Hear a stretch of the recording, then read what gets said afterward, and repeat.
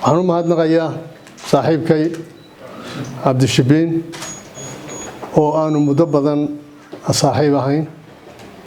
shaqooyin isku midana aanu ku jiray oo ay ka mid tahay shaqada maanta halkan aanu kula kala wareegayno aad iyo aad baan ugu mahadnaqayaa xuseen buuni oo aanu muddo dhowr sannadood wada shaqaynaynay 2 sannadood ugu dambeeyayna aanu ku wada jirnay golaha wasiirada oo runtii maxaan ku radaa in aad dadaal badan aqoon badanna leh aad iyo aad baan isagana ugu mahadnaqayaa dad khubaraa baa ka tegay wasaaraddan insha allahu tacaala waxaanu ku dadaali doonaa inaanu annaguna aanu kabahoodii buuxino oo aanu halkii ka sii wadno waxaan u mahadnaqayaa madaxweynaha jamhuuriyadda Soomaaliland mudane Muuse Biixi Cabdi oo mar labaad ii magacaabay xil culus iyo wasaarad weyn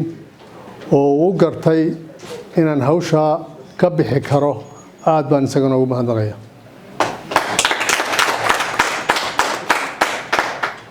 waxa aan soo dhaweynayaa hay'adaha caalamiga iyo hay'adaha UN-ta ee xiriirka dowladda wasaaradda aad iyo aad baan u soo dhaweynayaa waxaan aqoonsanahay inay tahay iyadoo wasaaraddu aanay u qaabilsanayn qolyahaas laakiin sharci ahaan ay tahay inay hagto mashaariicda horumarineed ama ahaato kuwa dawliga ama ha ahaato kuwa maxaan ku raadayay saaxiibada maxaan ku raadayay ajnabiga ka yimaada ay xilkeeda tahay haddana iyagu waajib gaar ah inay ku leeyihiin waxay u baahan yihiin wada shaqayn wanaagsan sidii loo wada yeelan lahaa maadaama ay yihiin hay'ado ku soo talagalay oo soo gunti xidhay inay kala qayb galaan horumarka waddankeena waxayna ka mudan yihiin iyagana in la hagaajiyo doona mahadnaqo waxaana inoo dhaxeeya waa sharciga waddanka ee yaala ee labada dhinac ay wada saxeexdeen waxay tahay inuu ku wada shaqeynaa waa sharciga hay'aduhuna inay ka fuliyaan wasaaradduna wax intaa dhaafsiisan inaanay gelin ee ay ka eegato insha allahu tacaala ilaahayna hanagu alhaamiyo hanagu toosiyo annaguna waxaanu ku talagelaynaa inaanu ku shaqeyno shuruucda waddanka u taalla ee maxaan ku raahdaay dawladda iyo u taalla hay'adaha u taalla waxaanu jecelahay inaanu soo dhaweyno gaar ahaan hay'adaha maxalliga ah inaanu aad u soo dhaweyno raadino wixii xuquuq ah ee ka maqan dareemiyo kolleyba inay wax jiraan aad iyo aad baan u soo dhaweynaynaa inaanu la shaqeyno oo wixii ka maqan inaanu la raadino aad baan u soo dhaweynaynaa iyagoo laftoodu waxa sharcigu siinaya wax ka badan oo aanu ku taageeraynaa ma jirtee wixii sharcigu siinayay baanu iyagana ku taageeraynaa waxay la tahay dawaana waqti muddana haddar waynu fadhinay annagoo hadal kale oo noo furanina ma jiro waxaan aad iyo aad ugu mahadnaqayaa shaqaalaha wasaaradda horta waxaad moodaa meel aan joogi jiray inaan imiyo wasaaraddeedu maadna wasiiru mahadnaqayna marka aynu halkaa xirwareejinta aan samaynayo ayay taasi wasiir noqonaysaa waxaad moodaa meel aan joogi jiray inaan imiyo dadka wejiyadooda badooda wada garanaya waayo waa dadkii aanu hay'adaha iyo dhulka ay ka wada shaqayn jiray inta badanna nolosheeda hay'ad baan ka shaqaynay waxba boosiyo yarayne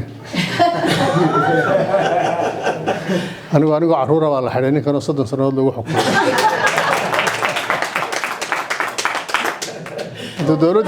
dowladdii dhammeed ee kacaanka isku taagay yaa oo siyaasad la galay maxaan ku dhahdayay xukuumaddii iyo madaxdii jirtay baa 30 sannadood lagu xukumay marka insha allahu tacaala wasiir ku-xigeenkaygii Yurubna waa tii sheegtayoo arrinteeda sharciga waa ku adka waana dadaalaya waajibaadka qarankaayna faraya inaynu sharciga ku adkaano inuu sharcigu sareeyo waajibaadka qarankaayna farayo labada wasiir ee aynu maanta halkan ku macasalaameynayno halkani ay ka tageen waa halkii ay weligoodba ka shaqayn jireen macnuhu maaha inaad adigu xafiiska fadhiisatid laakiin markii ay dabadda ka joogeenna shaqada wasaaraddan bay uun hayeen